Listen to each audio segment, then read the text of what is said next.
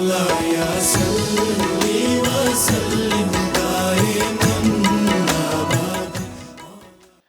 آمدید ایک بار پھر آپ کی خدمت میں حاضر ہے نور رحمان عشق رمضان کی روح پرور نشریات کے ساتھ، جو آپ دیکھ رہے ہیں سحری کے بابرکت لمحات میں چلتے ہیں اس سیگمنٹ کی جانب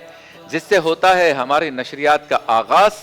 یعنی قرآن پاک کی ایک یا چند آیتوں کا ترجمہ اور مختصر تفسیر بیان کرتے ہیں مفتی محمد اسحاق مدنی صاحب، اور آج کا موضوع ہے اللہ دیکھ رہا ہے۔ سیگمنٹ کا نام ہے کلام عشق۔ غیر کی یاد میرے دل سے بھلائے رکھ۔ السلام علیکم، کیسے ہیں مصطفیٰ؟ جی وعلیکم السلام ورحمۃ اللہ دیکھ رہا ہے، بے شک۔ بتائیے۔ بسم اللہ الرحمن الرحیم۔ قرآن پاک میں بہت سارے مقامات پہ اللہ تبارک و تعالیٰ نے جہاں اپنے بندوں سے یہ خطاب فرمایا کہ میں تمہارا رب ہوں، میں نے تمہیں نعمتیں عطا فرمائی ہیں، وہیں یہ بیان فرمایا کہ واللہ بصیر بالعباد، اور اللہ تبارک و تعالیٰ بندوں کے کام دیکھنے والا ہے، بندوں کو دیکھنے والا ہے۔ اور سورہ علق میں فرمایا الم یعلم بان اللہ یرا، کیا تم اس بات کو نہیں جانتے کہ اللہ تمہیں دیکھ رہا ہے؟ واہ واہ، یعنی بار بار نعمتوں کے بعد یہ ذکر فرمایا گیا۔ اللہ تبارک و تعالیٰ نے مشرکین کو بعد میں یہ بات بیان فرمائی کہ جب وہ شرک کر رہے ہیں تو فرمایا شرک سے بچو، اللہ تعالیٰ تمہارے کاموں کو دیکھ رہا ہے۔ اسی طریقے سے ابو جہل نے جو نبی پاک علیہ الصلوۃ والسلام کے ساتھ رویہ اختیار فرمایا تو اللہ تعالیٰ نے ارشاد فرمایا کہ یہ نہیں جانتا الم یعلم بان اللہ یرا، کہ اللہ تبارک و تعالیٰ اس کو دیکھ رہا ہے۔ اسی طریقے سے ایمان والوں کے بارے میں بھی فرمایا کہ ایمان والے جو بھی اعمال کرتے ہیں یا جس جگہ پر موجود ہوں اللہ تبارک و تعالیٰ انہیں دیکھ رہا ہے۔ کفار کے لیے تو یہ ایک نصیحت کے طور پہ یا ان کے لیے زجر و توبیخ کے طور پر کہ تم جو چاہے کرو اللہ تمہیں دیکھ رہا ہے، اور ایمان والوں کے لیے یہ نصیحت کے طور پر یہ ایک روڈ میپ کے طور پر انہیں بیان کیا گیا کہ تم جس جگہ پر ہو، جو کام کر رہے ہو، نیکی کرو تو بھی اللہ دیکھ رہا ہے، برائی کرو تو بھی اللہ تعالیٰ اس کو ملاحظہ فرما رہا ہے۔ تم کوئی اچھے کام کرتے ہو تو اللہ تمہیں دیکھ رہا ہے، اگر خدا نخواستہ تم نافرمانی کرتے ہو تب بھی یہ بات اپنے ذہن میں اور دل میں رکھو کہ اللہ تبارک و تعالیٰ تمہیں دیکھ رہا ہے۔ اب یہ ایک وسیع تصور ہے اس چیز کا کہ جو ہم اگر اس کو پھیلائیں اور گفتگو کو وسیع کریں تو نبی مکرم صلی اللہ تعالیٰ علیہ وآلہ وسلم کی مکمل حیات، صحابہ کرام علیہم رضوان کی زندگی کو ہم دیکھتے ہیں، اہل بیت اطہار کے معاملات کو دیکھیں اور اولیاء کرام کی زندگی کو دیکھیں تو ہر ایک کے پیش نظر یہی جملہ ہمیں نظر آتا ہے کہ اللہ دیکھ رہا ہے، واہ واہ، اللہ دیکھ رہا ہے، اللہ دیکھ رہا ہے۔ اور اس کی تفصیل اور تائید اس روایت سے ہوتی ہے کہ حضرت سہل بن عبداللہ تستری رحمۃ اللہ تعالیٰ علیہ، بڑے بزرگ ہیں، کہتے ہیں کہ میں اپنے مامو جان کی کفالت میں ان کی پرورش میں تھا تو میرے مامو جان نے ایک مرتبہ مجھ سے کہا کہ تم کس کے ماننے والے ہو؟ تو میں نے کہا میں اللہ کا ماننے والا ہوں، کلمہ پڑھنے والا ہوں۔ تو کہا اللہ تبارک و تعالیٰ کو کس طرح جانتے ہو؟ تو کہنے میرے پاس جواب نہیں تھا۔ انہوں نے مجھے 3 کلمات یاد کروائے اور کہا کہ جب بھی تم سونے کے لیے اپنے بستر پر آؤ تو ان 3 کلمات کو 3 مرتبہ کہہ لیا کرو۔ وہ 3 کلمات کیا ہے؟ اللہ معیہ، اللہ میرے ساتھ ہے، اللہ ناظر الیہ، اللہ تعالیٰ مجھے دیکھ رہا ہے، اللہ شاہدی، اللہ میرے اعمال پر گواہ ہے۔ کہا یہ 3 جملے تم دہراتے رہو گے اور پھر اس کے بعد اس چیز کو ذہن میں رکھنا ہے کہ کبھی کوئی بھی معاملہ تمہارے ساتھ ہو تم نے اس بات کو ذہن میں رکھنا ہے کہ اللہ میرے ساتھ ہے۔ اور پھر کہتے ہیں کہ جب میری عمر 7 برس کی ہوئی تو پھر میرے مامو جان نے مزید میری تربیت کرتے ہوئے کہا کہ جب تم یہ کہتے ہو کہ اللہ میرے ساتھ ہے تو جب اللہ تمہارے ساتھ ہے تو پھر تمہیں مشکلات و پریشانیوں سے گھبرانا نہیں چاہیے، کیونکہ اللہ تبارک و تعالیٰ ساتھ ہونے کے مطلب یہ اس کی رحمت، اس کی تائید، اس کی نصرت، اس کی مدد، اس کی حمایت ہر معاملے میں تمہارے ساتھ ہے۔ تو کہتے ہیں کہ اس بات نے میرے دل کے اندر بڑی تقویت عطا کر دی کہ میں کسی بھی جگہ پر موجود ہوں مجھے کسی کا ڈر خوف نہیں ہونا چاہیے، کیونکہ اللہ تبارک و تعالیٰ اللہ معیہ، اللہ میرے ساتھ ہے۔ اسی طرح کہتے ہیں کہ اللہ شاہدی، اللہ میرے اعمال پر گواہ ہے۔ تو کہا میرے مامو جان نے کہا جب اللہ تمہارے اعمال پر گواہ ہے تو پھر تم یہ بتاؤ کہ کیا تمہیں اللہ کی نافرمانی کرنی چاہیے؟ کیا تمہیں اللہ تبارک و تعالیٰ کے حکم کی خلاف ورزی کوئی کرنی چاہیے؟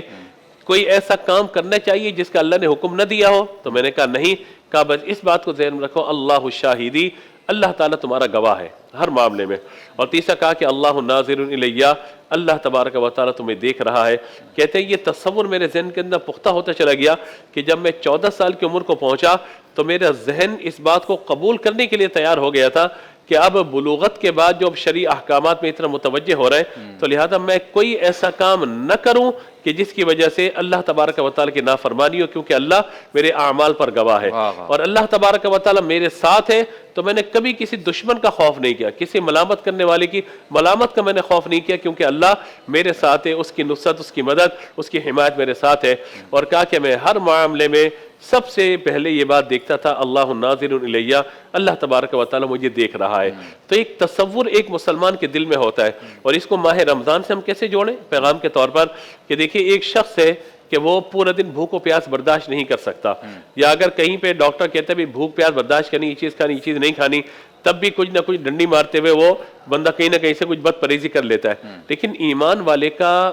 ایمان اور اس کا توکل، اس کا بھروسہ اللہ کی ذات پر کیسا ہے، اور اس کا ایمان اللہ کی ذات پہ کیسا ہے کہ اگرچہ بھوک اور پیاس کی شدت اس کے دل کے اندر اس بات کو جگا رہی ہو کہ حلق جو ہے بالکل سوکھ رہا ہے، کچھ پانی پی لے، کوئی دیکھنے والا نہیں ہے، کمرہ بھی بند ہے، فریج بھی موجود ہے، آرام سے پی لے، کوئی تو یہ نہیں دیکھ رہا، لیکن اس کے تصور میں یہ بات ہوتی ہے کہ اللہ مجھے دیکھ رہا ہے۔ ہم نے دیکھا ہے کہ بچے کو آپ کہیے کہ ٹھیک ہے آدھے دن کا روزہ رکھ لو بھائی، پانی پی لو، وہ کہتے ہیں نہیں، میں نے اللہ کے لیے روزہ رکھا ہے۔ تو یہ جو توکل کی نعمت ہے اور اللہ کی ذات پر یقین کی کیفیت ہے، یہ انسان کو ہمیشہ مضبوط کرتی ہے۔ آج ہم دیکھتے ہیں کہ کل آپ نے روحانی سکون کے اعتبار سے بات کی تھی،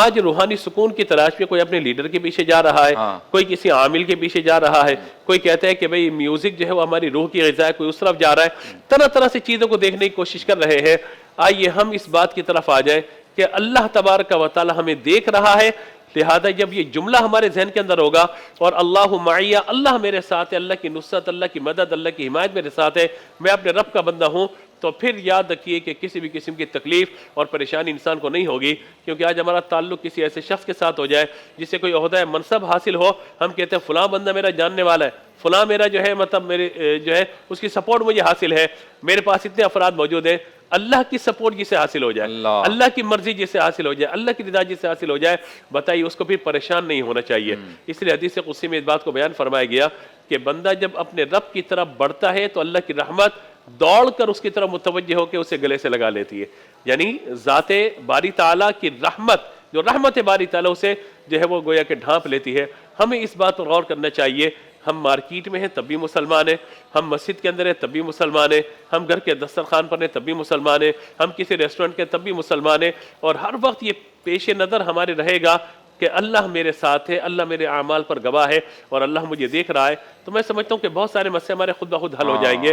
یقین کامل بہت زیادہ ضروری ہے۔ ہم باتیں بہت کرتے ہیں، مجھ سمیت بہت سارے لوگ باتیں کرتے ہیں، اچھی باتیں بھی کرتے ہیں، نصیحتیں بھی کرتے ہیں، لوگوں کو موٹیویٹ بھی کرتے ہیں، ان کی ذہن سازی بھی کرتے ہیں، لیکن جب عمل کا وقت آتا ہے تو ایک قدم ہم پیچھے ہٹ جاتے ہیں، اس وقت عمل کرنے میں ہم مشکل ہمیں ہو رہی ہوتی ہے۔ تو لہٰذا ہم مسجد کے اندر ہیں تب بھی ہمارا تصور یہی ہونا چاہیے کہ اللہ مجھے دیکھ رہا ہے، ہم اپنے گھر میں ہیں تب بھی اللہ دیکھ رہا ہے۔ اس کی ایک مثال میں آپ کو پیش کرتے ہوئے بات کو مکمل کروں کہ اگر کوئی شخص ہمیں دیکھ رہا ہو، ہم اس کے سامنے بہت مہذب ہوتے ہیں، تہذیب یافتہ ہوتے ہیں، سب چیزیں ہوتی ہیں، اور اگر ہم کمرے کا دروازہ بند کر لیں تو پھر گویا کہ ہم اپنی ایک آزادی کے ساتھ چلے جاتے ہیں، لیکن ہمیں یہ اندازہ ہو جائے کہ ہمارے سر پہ کیمرہ لگا ہوا ہے اور باہر جو ہے اسکرین کے ذریعے لوگ دیکھ رہے ہیں، تو اس کیمرے کا ڈر ہمارے دل میں اتنا ہوتا ہے کہ ہم کوئی ایسی غلطی نہیں کرتے، کوئی ایسی بات نہیں کرتے کہ جس کی وجہ سے ہمیں طعن و تشنیع کا سامنا کرنا پڑے۔ تو جب یہ مصنوعی چیز ہمارے سامنے ہے کیمرہ، اس سے ہم اتنا ڈر رہے، اللہ تبارک و تعالی، اچھا کیمرہ بند ہو جائے،